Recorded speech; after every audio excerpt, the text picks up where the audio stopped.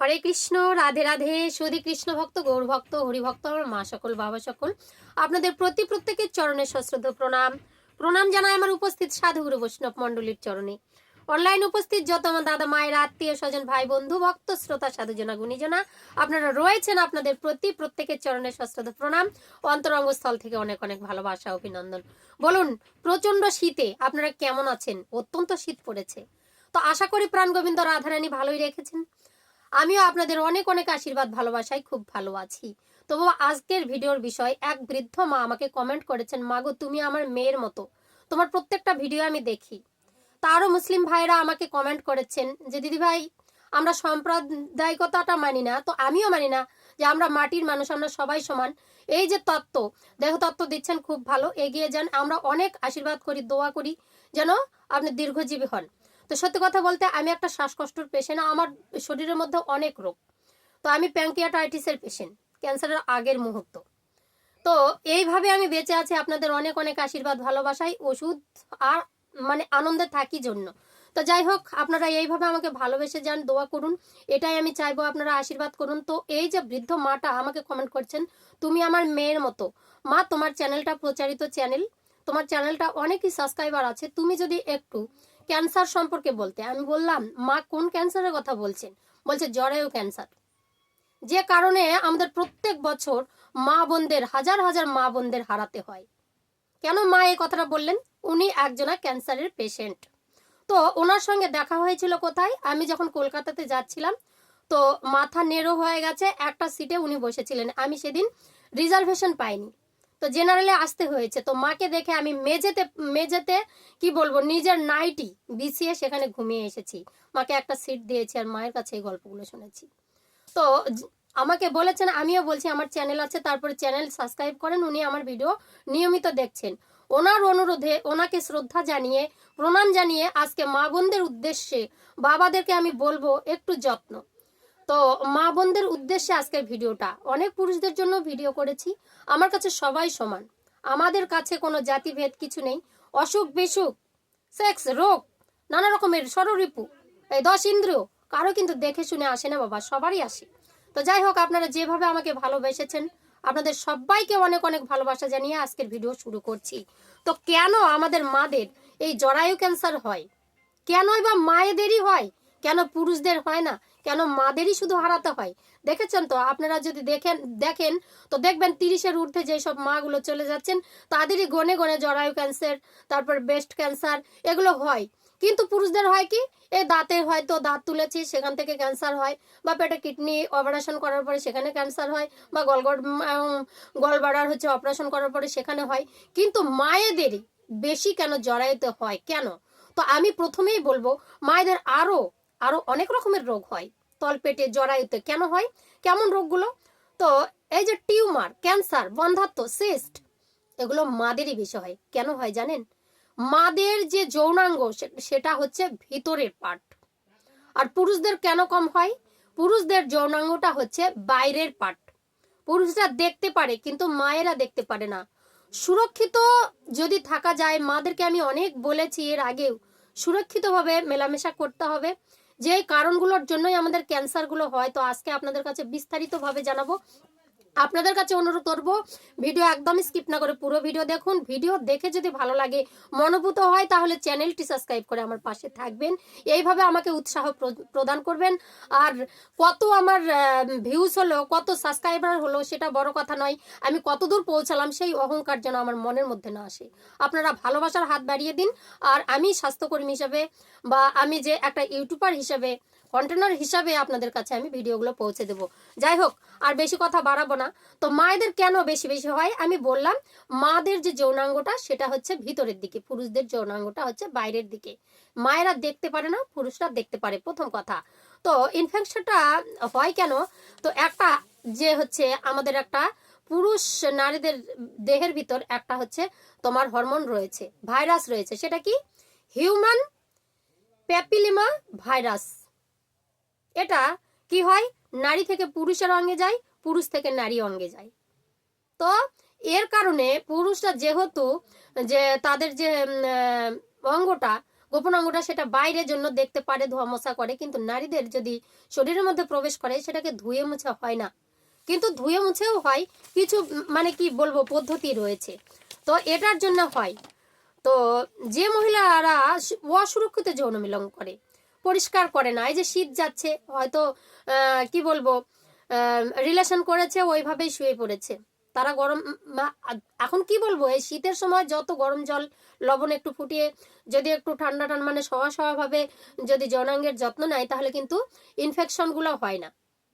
কি কি কারণ আছে আমি সবকিছু বলছি। অসুরক্ষিত ভাবে এই যে যৌনাঙ্গ অপরিষ্কার রাখার জন্য কিন্তু এই সবগুলো হয়। যারা দীর্ঘকালীন সময় ধরে গর্ভনিরোধ ব্যবহার করছেন, এগুলো কিন্তু কারণগুলো একটু শ্রবণ করে নিন, তারপর আমি জানাচ্ছি। আর যারা বলছে ভেজায় না শুষ্ক অবস্থায় মেলামেশা করেন, আমি বলেছি না পুরুষদেরকেও একটু মানে সতর্ক হতে হবে। ভেজায় না শুষ্ক মানে যৌনাঙ্গ শুষ্ক অবস্থায় রিলেশন করছে। আর কি বলছে, যারা কি বলছে অপিচ্ছল কন্ডম, হয়তো কন্ডমের সময়টা পার হয়ে গেছে, এবার বলবে দিদি তো আপনি ডাক্তার হয়ে গেছেন। আমি দেখুন আমি একটা কথা বলি, কেউ যদি ডাক্তারি পাশ করে ডাক্তারি চাকরি না পায় তাহলে কি তাদের অভিজ্ঞতা থাকে না? আমরা সমাজের মঙ্গলের জন্য যেটা বার্তা পাঠিয়ে দেবো সেটা আপনাদের মঙ্গলের জন্য যেন লাগে, সেই জন্য কথাগুলো বলা। এখানে আমি কি করি না করি সেটা কিন্তু বড় কথা নয়। তো শুষ্ক অবস্থায় যে মেলামেশা করলেও কিন্তু ক্যান্সারের ভয় থাকে, কেন?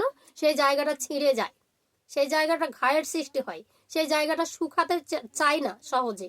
তো আমরা তো জানি না, যখন পেটে ব্যথা হয় কিছু খাওয়া বা চুকাচ্ছে তখন ডাক্তারের কাছে যাই, ক্যান্সারের মানে শুরু হয়ে গেছে তখন, তার আগে তো আমরা কেউ যাই না, তাই না? তো সেটাকে আমরা উড়িয়ে দেই। তো এগুলো কিন্তু হবে না। যে ব্যক্তি দৈহিক মিলন করে মানে একজনা নারী থেকে আরো বা একজনা পুরুষ থেকে আরো অন্যান্য পুরুষের সঙ্গে মিলন করে, কারণ কার শরীরের মধ্যে এই যে এইচআইভি ভাইরাস রয়েছে সেগুলোর কারণে হয়। যাদের এইচআইভি ভাইরাস রয়েছে তাদের সঙ্গে রিলেশনশিপ করলেও তারপরে আপনার সঙ্গে সঙ্গে এসে করবেন, তখনই আপনার কিন্তু এই রোগের সিমটমগুলো ভিতরে ঢুকে যায়, সেখান থেকে ক্যান্সারের সৃষ্টি হয়। তো হবে অল্প বয়সেই কিন্তু এটা বেশি হয়, কেন? তারা অসুরক্ষিত যৌন মিলন করে, তারা হিদাহিদ জ্ঞান বোঝে না, খুব তাড়াতাড়ি তারা প্রেগনেন্সিও হয়ে যায়, আবার খুব তাড়াতাড়ি জায়গাটা ছিঁড়ে যাওয়ার হয়। তো অল্প বয়সেই বেশি হয়, ঠিক আছে? তো যাদের পিরিয়ড বন্ধ হয়ে যায়, যাদের পিরিয়ডটা ঠিক নিয়মিত হয় না, তাদের কিন্তু কি বলবো সেটা হচ্ছে ক্যান্সারের ভয় থাকে। তো এই ক্যান্সারটা হচ্ছে দুই ধরনের হয়, জরায়ুর মুখের ক্যান্সার আর জরায়ুর ভিতরে। তো এগুলো কেন হয় আমি বলছি। তো যার কারণে আমাদের প্রত্যেক বছর এই মা বোনদেরকে কিন্তু হারাতে হচ্ছে। তো আমরা যদি একটু সতর্কতা অবলম্বন করি পুরুষরা বা নারীরা, যে সুরক্ষিতভাবে যৌনমিলন করব, কোনো কিছু ব্যবহার করলে সেটা ডেট দেখে সেটা পিচ্ছল কিনা সেটা কিভাবে ব্যবহার করতে হবে।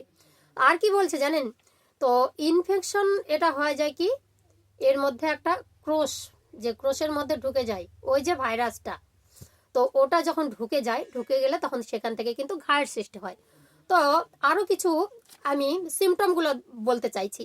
তো এটার হচ্ছে আপনি সিমটম বা লক্ষণ কি দেখবেন, যদি হঠাৎ মনে করেন যে পাতলা বাদামি ধরনের যে পিচ্ছল টাইপের গন্ধযুক্ত স্রাব, হয়তো মাছ ধোয়া আঁশের গন্ধের মতো এরকম স্রাব যদি আপনারা দেখতে পারেন, হঠাৎ পাতলা এরকম বাদামি আষ্টে গন্ধযুক্ত স্রাব, রিলেশন করার সময় বেশি গন্ধ অনুভব হয়, সেই সময় জায়গাটা কি ফাঁকা হচ্ছে, সেখানে একটা টাচ হচ্ছে, সেখান থেকে আরো ভরভর করে গন্ধটা আসে, তাহলে দেরি করবেন না, ডাক্তারের কাছে যাবেন। আরো আছে, তো এটার হচ্ছে আরো কি লক্ষণ হবে, তো প্রথম অবস্থায় প্রচন্ড জ্বালা পোড়া করবে, একদিন দুদিনে বুঝতে পারবেন না, প্রথমে ছিঁড়ে যাবে, তারপরে জ্বালা পোড়া হবে, তারপরে কি হবে, প্রস্রাবে কষ্ট, প্রচন্ড পরিমাণে প্রস্রাবে কষ্ট, পেচ্ছাপ পাচ্ছে, হয়তো কনকন করে ফেটে যাচ্ছে, তলপেটটা টেনে ধরছে, নানা রকমের এরকম কষ্ট, তার প্রস্রাব ধরে রাখতে পারছেন না। ঘন ঘন কোনো কোনো নারীরা আছে ঘন ঘন প্রস্রাবে যায়, এখনই করে আসলো আবার যায়, রাতে তাদের ঘুমই হয় না এই প্রস্রাবের জন্য, দিনে তো যাই কিন্তু রাতে রেস্টের সময় সেই সময় প্রস্রাব করতেই সময়টা চলে যায়। তো আপনারা জানবেন এগুলো তলপেটে যত রকমের সিমটম দেখছেন, যদি মনে করেন যে একটু অন্যরকম লাগছে সঙ্গে সঙ্গে ডাক্তার, কারণ তো নারীদের যে অঙ্গগুলো সব কিন্তু ভিতরের পার্ট, আমরা বুঝতে পারি না, যার জন্য মাদেরকে হারাতে হচ্ছে, কত কেমো কত কিছু, কিছুতেই কিছু হয় না, কেন?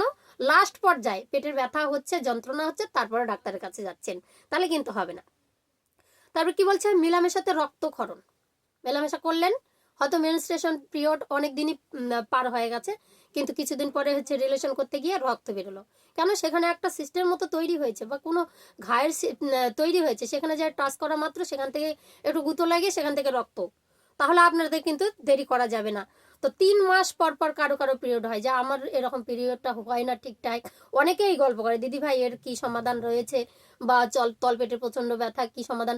আমি প্রথমে বলবো আগে ডাক্তার দেখাতে হবে, আগে ডাক্তার দেখাতে হবে। আমরা ভিতরে কিচ্ছু জানি না, তাই না? তো এগুলা আবার কি বলছে, অত্যধিক রক্তচাপ। তো কিছু কিছু মায়েরা বলেন যে 3 মাস রক্তচাপ বন্ধ থাকে, তারপরে হলে 15 দিন 16 দিন পার হয়ে যায়। হতে হতে কি হয়, একদম পিচ্ছল জলের মতো বের হয়ে যায়, সাদা হয়ে গেছে, এরকম কথা বলেন। তাহলে তলপেটে আপনার ধরে নেবেন টিউমার রয়েছে, সিস্ট রয়েছে, নাহলে ক্যান্সার প্রবলেম দেখা দিয়েছে।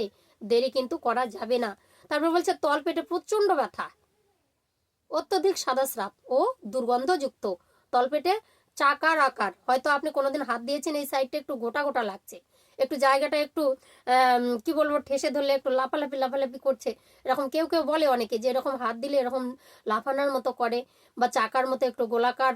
আপনার বুঝতে পারতেছেন, যখন ওটা বড় হয়ে যায় তখন বাইরে থেকে আপনি একটু অনুভব করতে পারবেন যে এই জায়গাটা আমার শক্ত করছে, বা এই জায়গার চাকার আকার, সেটা টিউমারে পরিণত হয়েছে কিনা সেটা পরে বুঝতে পারবেন, কিন্তু ভিতরে কিন্তু আপনারা কিছুতেই বুঝতে পারবেন না। কিন্তু প্রথম যে সিমটমগুলো, যে আপনার পাতলা হঠাৎ বাদামি রঙের সাদা স্রাব, গন্ধযুক্ত, দুর্গন্ধ, রিলেশন করার পরে হয়তো গন্ধ হচ্ছে, রক্ত ব্লিডিং হচ্ছে, তাহলে আপনারা কিন্তু দেরি করবেন না। হয়তো অনেক দিন কোনো কোনো মেয়েরা আছে ঠিক মতো সময় মতো হয় না, আবার হলে আবার সারতে চায় না।